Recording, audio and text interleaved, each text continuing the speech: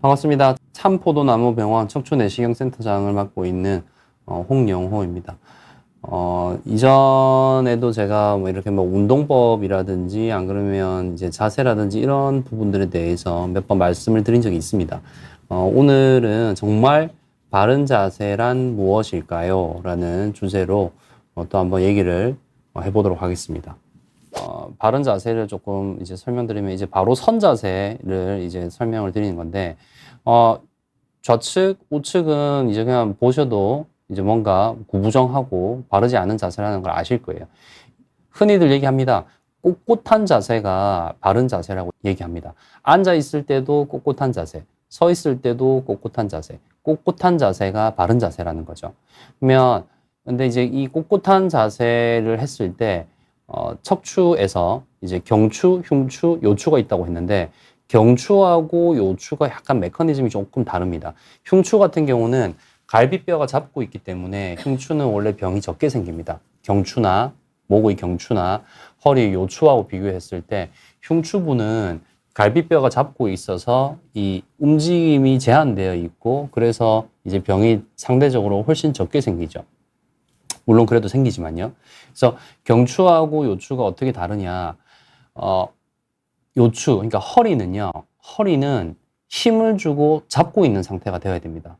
그러니까 네 발로 엎드려 있는 상태에서는 허리에 힘을 뺄 수가 있죠. 허리 힘을 뺀 상태가 되어도 되고, 그 다음에 허리에 힘을 빼고 있어도 허리에 하중이 걸리는 게 수직 하중이 없어진 상태가 됩니다. 근데 일어나게 되면 허리에 수직 하중이 걸리게 되는데 이게 이렇게 구부정한 자세에서 앞으로 위에 뼈가 아래쪽 뼈보다 앞으로 쏟아지는 힘을 받게 됩니다. 이게 굉장히 안 좋습니다. 그래서 이런 힘이 척추에 전달되는 거를 줄이기 위한 자세가 꼿꼿한 자세죠. 그래서 허리를 꼿꼿한 자세, 이렇게 꼿꼿한 자세를 만든다라고 하면 허리는 힘을 줘야 됩니다. 그래서 중요한 게 이제 코어 운동들을 얘기를 하죠. 그 코어 운동 중에서도 아래쪽 허리와 그리고 엉덩이 근육이 굉장히 중요하게 됩니다. 그래서 허리 아랫부분에 힘을 주고 그리고 앉아 있을 때도 서 있을 때도 허리 아랫부분에 힘을 주고 허리를 꼿꼿하게 세우는 거죠. 근데 그렇게 해야지 허리는 이제 꼿꼿한 자세가 되는데 목은 조금 다릅니다. 허리를 세워주면 목은 자연스럽게 꼿꼿한 자세가 됩니다. 보여드리면 제가 지금 이렇게 구부정하게 앉아 있는데 이렇게 허리를 피는 거죠. 이 상태에 보면 지금 책상에 가려서 잘 안 보이시지만 그냥 옆에서 딱 봐도 구부정한 자세라는 걸 아실 겁니다. 허리가 구부정하니까 목도 지금 같이 구부정한 상태가 되어 있습니다. 허리를 꼿꼿하게 펴주면 목은 몸통 위에 일직선으로 얹어진 상태가 됩니다. 그래서 목과 머리가 어깨 위에 이렇게 일직선으로 얹어진 상태가 되는 거죠. 그래서 허리 같은 경우는 힘을 주고 꼿꼿한 자세를 만들어야 되는데 목 같은 경우는 힘을 줘서 만드는 게 아니라 허리에 힘을 주고 꼿꼿한 자세를 만들어주면 목은 자연스럽게 꼿꼿한 자세로 펴지고 그 다음에 몸통 위에 힘을 주지 않은 상태로 얹어 놓은 상태가 되는 거죠. 이게 요추와 경추에서의 꼿꼿한 자세의 차이가 되겠습니다. 그래서 슬라이드를 좀 보시면 중앙에 있는 사진이 이제 바로 선 자세가 되죠. 바로 선 자세가 되는데 만드는 방법을 제가 외래에서 늘 환자분들한테 설명을 해드립니다. 앉아 있을 때도 서 있을 때도 같은 방식인데 가슴을 이렇게 한번 펴주시고 그리고 위를 보시고 위로 나란히 그리고 위아래로 쭉 늘려주십시오. 그리고 정면을 보고 머리부터 머리, 목, 상체는 가만히 있는 상태에서 팔만 내려서 이제 차렷 자세를 해주면 이제 꼿꼿한 자세가 됩니다. 앉았을 때도 섰을 때도 같은 방식으로 하시면 되죠. 근데 처음에 하시면 이제 다들 좀 구부정한 자세로 이제 많이들 살고 있으시기 때문에 처음에 이 자세를 취하게 되면 약간 어색한 느낌이 드실 수 있어요. 근데 또 연습이 필요합니다. 계속 하시다 보면 이게 바른 거예요 라고 제가 말씀드리지 않아도 이게 지금 딱 꼿꼿한 자세구나. 시도 때도 없이 연습하는 거죠. 시간을 많이 들이라는 얘기가 아니라 앉아 있다가 잠깐 한번 하는 거죠. 잠깐 한번 하고 서 있을 때도 잠깐 한번 또 하는 거죠. 그런 식으로 자꾸 꼿꼿한 자세를 만들려고 이런 식으로 연습을 하시면 그 느낌을 아실 수 있게 될 겁니다.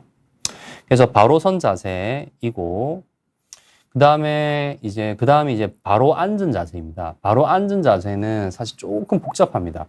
그냥 앉아 있기만 한 게 아니기 때문에 그런 건데, 그냥 앉아 있는 거면 그냥 앉아서 아무것도 안 하고 있는 상태에서는 바른 자세를 만드는 게 그렇게 어렵지가 않습니다. 근데 이제 우리가 앉아 있는 동안에, 낮 시간에 앉아 있는 동안에 보통 일을 하죠.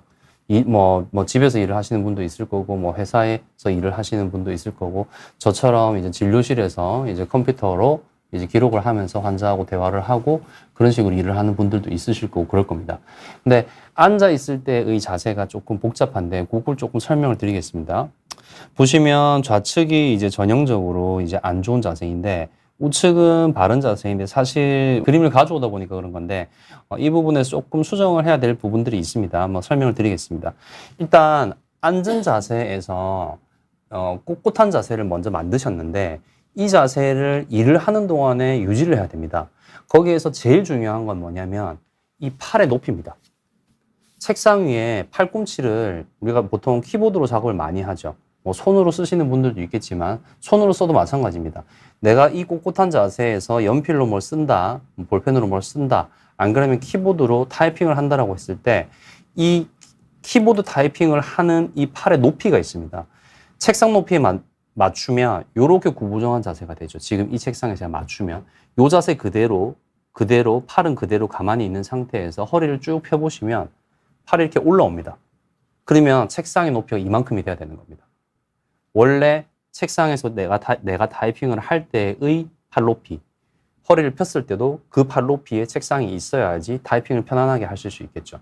그리고 시선의 높이가 중요한데 모니터가 아래로 있으면 고개 약간 떨어지게 되죠. 그래서 이 자세에서 모니터도 내 눈앞에 정면에서 볼 수 있는 높이를 맞춰주면 이 자세로 타이핑을 할 수가 있겠죠.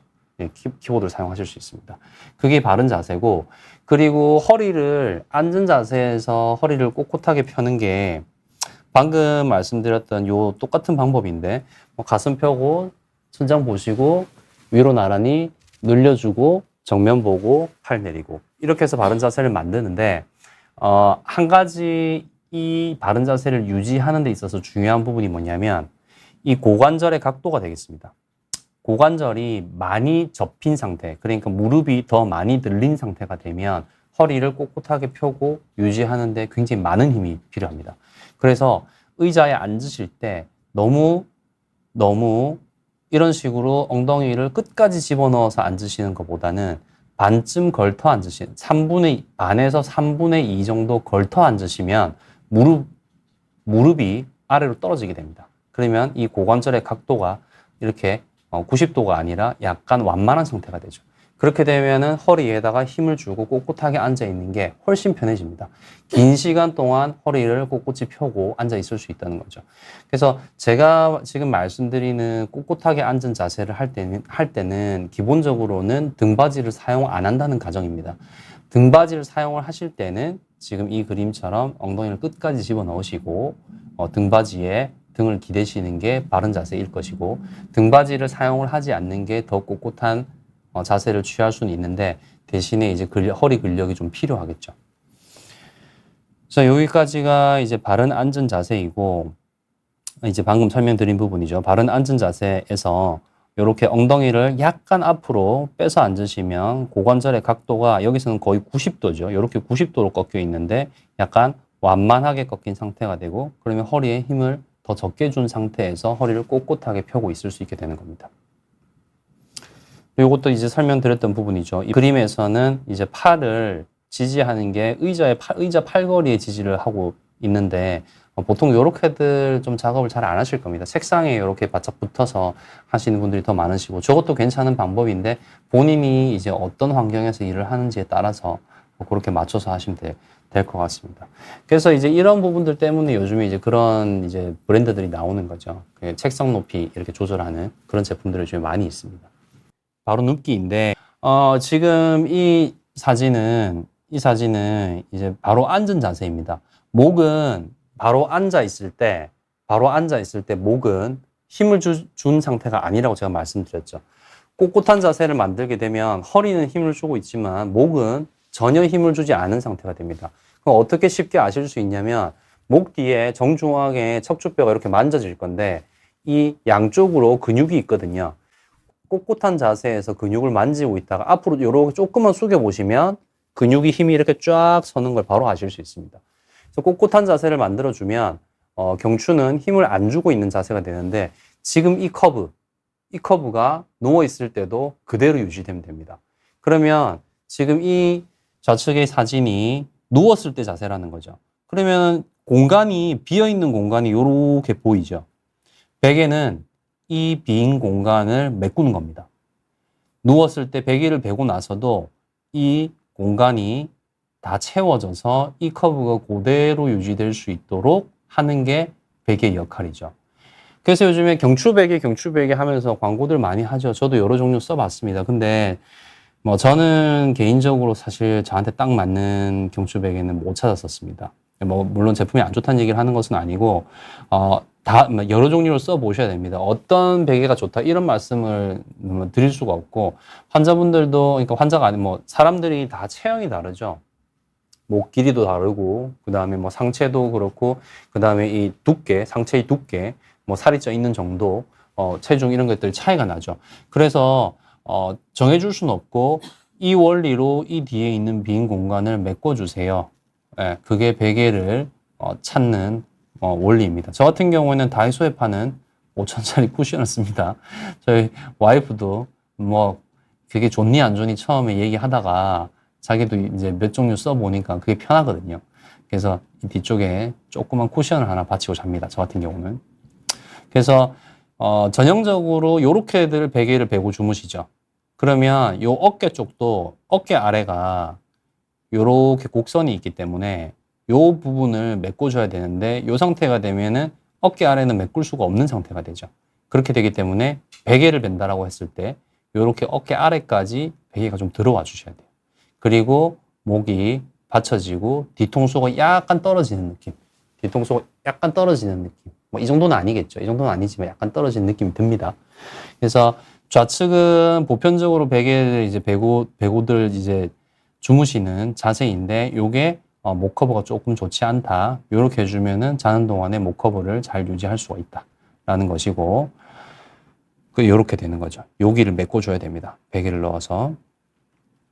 그리고 바르게 반드시 누웠을 때 무릎을 약간 굽혀주는 자세. 뭐 다들 요건 많이 들어보셨을 거예요. 요건 이제 아주 오래된 얘기이기 때문에 무릎을 약간 굽혀주시면 허리가 조금 더 편안합니다. 그러면 바르게 옆으로 누운 자세. 바르게 옆으로 누운 자세는 요 어깨하고 머리하고 요 공간 있죠. 이 공간을 메꿔주는 정도로 베개 높이를 맞춰주시는데 보편적으로 이제 옆으로 누운 자세가 요건데 이런 분들이 있으세요. 나는 협착증 환자여서 똑바로 누우면 너무 힘들어. 협착증이 심하신 분들은 똑바로 누웠을 때 무릎 밑에 베개를 받치고 해주셔도 다리로 저리고 당기고 그러신 분들이 있으시거든요. 그런 분들은 옆으로 누우시면 허리가 약간 이제 동그랗게 말린 상태가 되고 그래서 다리 쪽으로 내려가는 증상이 줄어들죠. 그래서 옆으로 누우시거든요.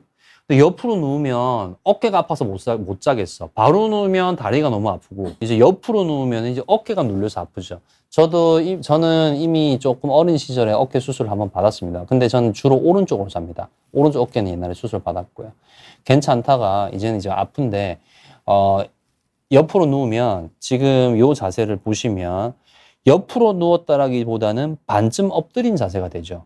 어깨 관절이 굉장히 심하게 접힌 상태가 됩니다. 이런 상태로 주무시고 일어나면 어깨가 많이 아픕니다. 어깨도 아프고 그리고 여기 어깨 죽지가 같이 아프죠. 옆으로 누워서 잘 수밖에 없는 분들이 계십니다. 그분들은 이렇게 하십시오. 이런 식으로 어깨 관절이 짓눌리는 게 아니라 약간 어깨가 앞으로 빠지고 옆으로 누운 건 맞죠. 옆으로 누운 건 맞는데 이 위쪽 부분이 약간 뒤로 넘어가게. 그럼 등 뒤에 베개를 하나 받치면 훨씬 편안합니다. 그냥 뒤에 받침 없이 이렇게 누우려고 하시면 뒤로 이제 넘어가려고 하거든요. 뒤에 베개를 하나 받쳐주시고 이렇게 옆으로 누우시면 그런대로 꽤 편한 자세를 찾으실 수가 있어요. 그래서 옆으로 누울 때는 이런 식으로 자세를 만드는 게 편안합니다. 그리고 옆으로 누울 때 양쪽 다리 사이에 베개 하나 끼우시면 좋고요. 그래서 이렇게 비교를 하는 거죠. 이렇게 하면 어깨 관절에 무리를 준다. 이렇게 하면 어깨 관절에 크게 무리를 주지 않고 옆으로 누워서 잘 수 있다. 네. 그리고 뭐 척추 내시경 얘기는 제가 많이 했었습니다. 이제 정상 구조물들을 이제 거의 손상시키지 않고 수술할 수 있다. 출혈량이 거의 없다. 상처도 굉장히 적다. 회복이 빠르고 퇴원도 빠르고 일상생활 복귀도 빠르다. 내시경 얘기는 요만큼만 하고 넘어가겠습니다. 빠르게 운동을 요약을 하고 질문에 대답하고 끝내도록 하겠습니다. 코어 운동을 해야 됩니다. 근데 코어 운동 중에서도 척추를 잡아주는 코어는 아래 허리 근육과 엉덩이 근육 그리고 대퇴 근육입니다. 그 코어 운동의 대표적인 코어 운동이 스쿼트이고 그리고 데드리프트입니다. 근데 스쿼트하고 데드리프트는 이렇게 무게를 얹고 하죠. 그럼 이 무게를 허리가 고스란히 다 받아내야 됩니다. 이 스쿼트 같은 경우에 많이 드시는 남성분들은 100kg 넘게 드시는 분들 많거든요. 100kg를 여기 얹었다고 하면 그 100kg가 고스란히 허리 관절에 연골판에 고스란히 무게가 전달이 되는 거죠. 데드리프트도 마찬가지입니다. 보통은 데드리프트가 뭐 스쿼트를 80 드시는 분들 같은 경우는 데드리프트는 95kg 내지 한 100kg 정도 드십니다. 그 무게를 고스란히 허리가 다 견뎌야 되거든요. 그러지 말자는 얘기입니다. 코어 운동을 할 때 하중이 걸리는 방향, 데드리프트, 스쿼트에서는 그 무게가 허리 관절에, 척추 관절에 고스란히 전달이 되고 그걸 피하는 운동을 해서 허리 근력, 엉덩이 근력, 대퇴 뒷근육 근력을 강화시키면 된다는 거죠. 스쿼트, 데드리프트, 그리고 레그 프레스를 포함합니다. 레그 익스텐션 얘기하셨는데 레그 익스텐션 아닙니다. 레그 프레스 포함하고 그리고 스쿼트, 데드리프트는 허리에 무게를 들면 그 하중이 고스란히 다 걸리게 됩니다. 우리의 목적은 코어 운동을 하는 목적은 코어 근력을 강화시키는 겁니다. 그 동작 자체가 목적이 아니라 스쿼트, 데드리프트 자체가 목적이 아니라 스쿼트, 데드리프트로 강화시키려고 하는 근육을 튼튼하게 하자는 거죠. 제일 대표적인 운동이 브릿지 운동입니다. 브릿지 운동 마찬가지로 허리, 엉덩이, 대퇴 뒷근육 강화하는 운동이고요. 강도가 약하면 이렇게 바벨을 얹고 하시면 되고 그리고 레그 킥백이라고 하죠. 엎드려가지고 다리를 뒤로 들어 올립니다. 마찬가지로 허리, 엉덩이, 대퇴 뒷근육 강화하는 운동이고요. 강도를 올리려면 밴드를 이용하는 방법도 있고 안 그러면은 발목에다가 모래주머니 차셔도 돼요. 그리고 스탠딩 킥백이 있습니다. 스탠딩 킥백도 허리, 엉덩이, 대퇴 뒷근육 강화시키는 운동이 되겠죠. 그리고 랩풀 나오는 등 운동입니다. 다음에 또 더 좋은 내용으로 찾아뵙도록 하겠습니다. 저는 삼포도 나무병원 척추내시경 센터장을 맡고 있는 홍영호였습니다. 네, 감사합니다.